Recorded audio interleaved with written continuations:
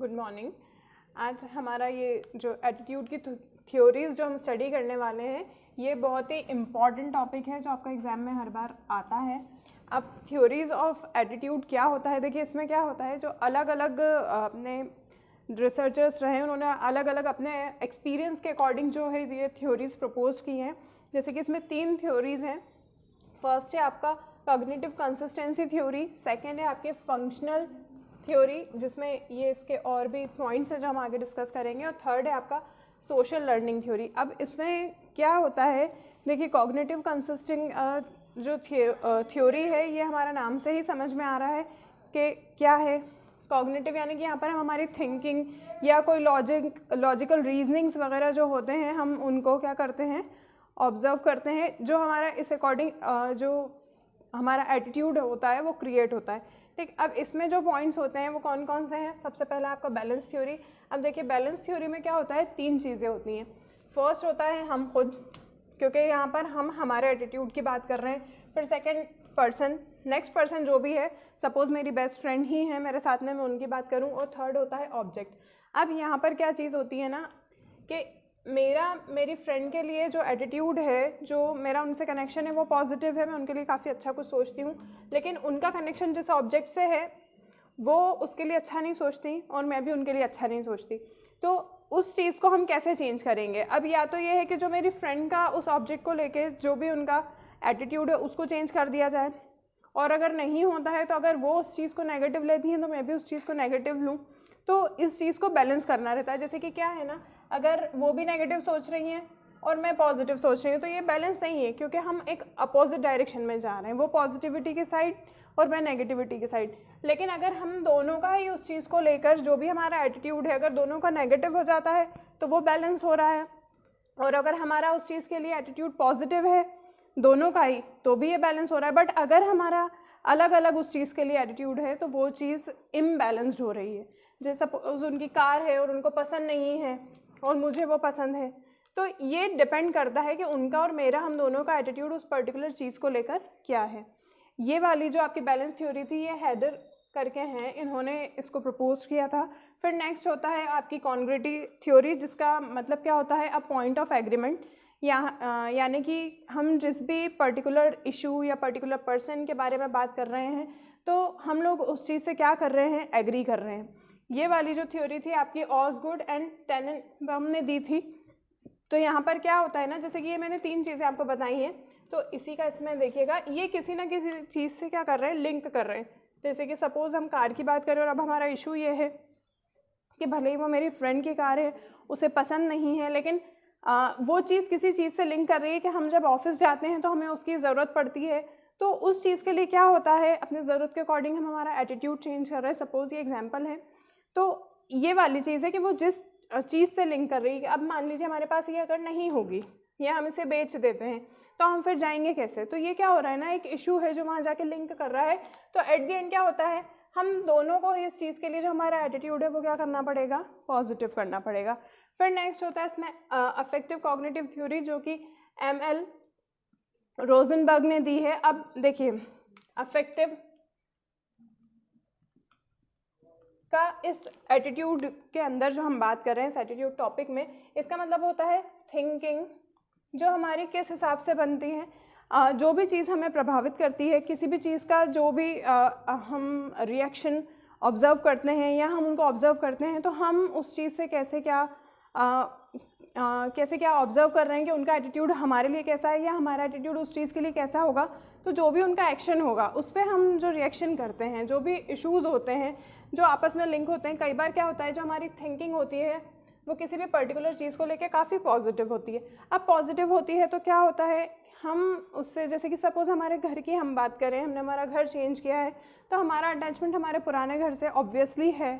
तो उस चीज़ को क्या करना होता है ना कहीं हमारे नेक्स्ट, हम जैसे कि जहाँ पर भी मूव ऑन करने वाले हैं तो उस चीज़ के लिए हमें चेंज करना होता है। अब हर पुरानी चीज़ जिससे हमारा अटैचमेंट है, किसी भी वजह से कोई इशू है, कोई मैटर है या कोई भी बात है, तो हम उससे हमेशा अटैच नहीं रह सकते हैं। तो वो चीज़ हमें कहीं ना कहीं at the end for future perspective हम चेंज करते हैं। तो ये अफेक्टिव जो है हमारी कॉग्निटिव थ्योरी होती है। हमारी जो लॉजिकल थिंकिंग है वो जेन्युइन है, बट हमें उस चीज़ को कहीं ना कहीं हमारा एटीट्यूड को चेंज करना पड़ता है। कई बार हम उस जगह पर अगर सही होते हैं तो हमें वो लेके भी चलनी होती है।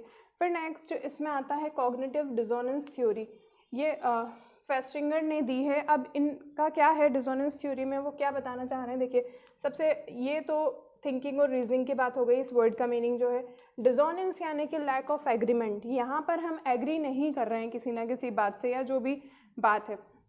तो क्या है हमारा थॉट, हम किसी चीज़ को लेके क्या सोचते हैं, हमारा उस चीज़ के लिए क्या बिहेवियर है, हमारा क्या बर्ताव है उस चीज़ के लिए। हमारा एटीट्यूड पॉजिटिव है तो हमारा बिहेवियर भी उस चीज़ के लिए फेवरेबल होगा। अगर हमारा एटीट्यूड नेगेटिव है उस चीज़ के लिए तो हमारा जो भी उसके लिए थॉट होगा वो क्या होगा, नेगेटिव होता है। फिर उसके लिए हम फील क्या करते हैं, इट्स ऑब्वियस, हम पॉजिटिव सोच रहे हैं तो पॉजिटिव होगा, नेगेटिव सोच रहे हैं तो नेगेटिव होगा। लेकिन यहाँ डिसोनेंस की बात कर रहे हैं, यानी कि जो भी हमारा जो लैक ऑफ एग्रीमेंट हो रहा है, यहाँ पर हम एग्री नहीं कर पा रहे हैं, उस चीज़ की कमी आ रही है। तो क्या है ना, हमारा थॉट हमें उस चीज़ के लिए चेंज करना होगा। फर्स्ट हमारा जो नेगेटिव थॉट था हमें उसको पॉजिटिव लाना पड़ेगा। फिर फीलिंग्स जो हमारी उस चीज़ के लिए हैं वो हमें उसके लिए, हमारा जो एटीट्यूड है उसके लिए चेंज करना पड़ेगा। तो जब ये दोनों चीज़ें हमारी चेंज होंगी तो हमारा बिहेवियर जो है वो ऑटोमेटिक चेंज होगा। तो इस चीज़ को ओवरकम करना।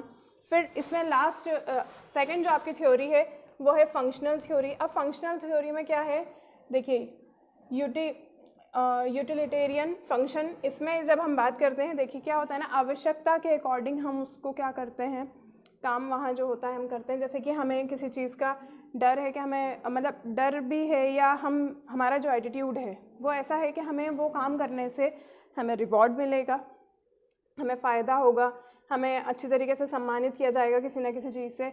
या फिर नेक्स्ट इसमें है कि हम अगर ये काम नहीं करते हैं तो हमें पनिशमेंट मिलेगा, या हम संस्था में हैं तो हो सकता है हमें डांट पड़ जाए कि आपने ये काम अभी तक नहीं किया है। तो ये उपयोगिता वाला फंक्शन है हमारा, ये जो कार्य है कि कितना क्या हम उसको यूज़ में ला रहे हैं या नहीं। फिर नेक्स्ट होता है ईगो डिफेंसिव फंक्शन। हमारा क्या होता है ना, ईगो डिफेंसिव फंक्शन में हमें किसी न किसी चीज़ का डर रहता है कि हम ये करेंगे तो ऐसा हो जाएगा, ये नहीं करेंगे तो ऐसा हो जाएगा। तो उसके लिए हम खुद क्या होते हैं, हमारा एटीट्यूड ये है कि हमें क्या करना चाहिए। तो दोनों चीज़ें हम लेके चलते हैं कि ये करेंगे तो पॉजिटिव साइड, नेगेटिव साइड जो भी है, तो वो चीज़ हमारी ईगो डिफेंसिव है। कि सपोज़ हम, कई बार ऐसा भी होता है कि हम अच्छा करने जाते हैं बुरा हो जाता है, तो वो एटीट्यूड था कि हम पॉजिटिव करने गए थे, लेकिन कई बार जब हम गलत करेंगे तो उसका तो गलत ही नतीजा है।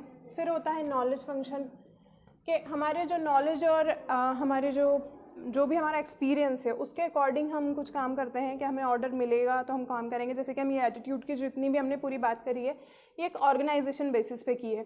तो नॉलेज फंक्शन यानी कि जो हमें ऑर्डर मिलेगा हम उस अकॉर्डिंग काम करेंगे, या उसका स्ट्रक्चर जैसा है हम उस अकॉर्डिंग काम करेंगे। तो जितना भी हमारा ज्ञान है उसको लेकर। फिर होता है वैल्यू एक्सप्रेसिव फंक्शन। तो वैल्यू एक्सप्रेसिव फंक्शन में क्या, यहाँ पर हम हमारे बिलीव्स की बात करते हैं।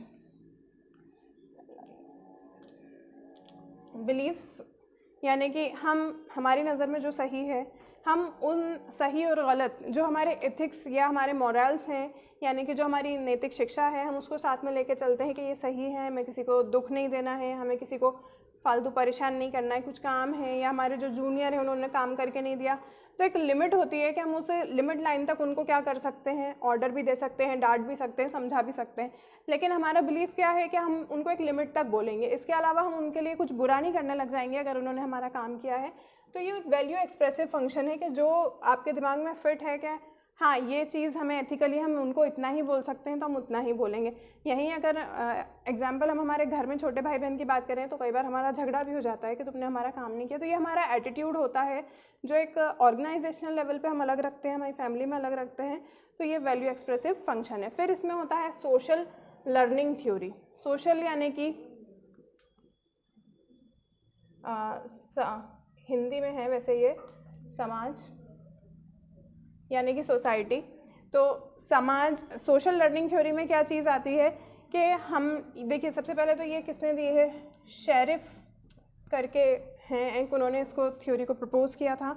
तो उनका क्या है कि जो जजमेंट होता है किसका, समाज का, जो हमारी एथिकल और मॉरल वैल्यूज़ होती हैं वो समाज पे बहुत ज़्यादा डिपेंड करती हैं, इसी वजह से हमें वो सारी शिक्षा दी जाती है। तो उन्होंने इस थ्योरी में यही बताया है कि क्या सही है क्या गलत है, हमने जो काम किया है उसका पर्सपेक्टिव क्या था, और उसका रिजल्ट क्या निकलेगा। तो ये सही गलत हम क्या करते हैं, हमारे अनुभव, हमारी नॉलेज, हमारी जो भी स्टडी होती है वो सीख सीख के हम समाज के अकॉर्डिंग भी क्या होता है किसी भी चीज़ को उस पहलू में रख के देख लेते हैं कि क्या इसका रिजल्ट निकलने वाला है, क्या जजमेंट होगा।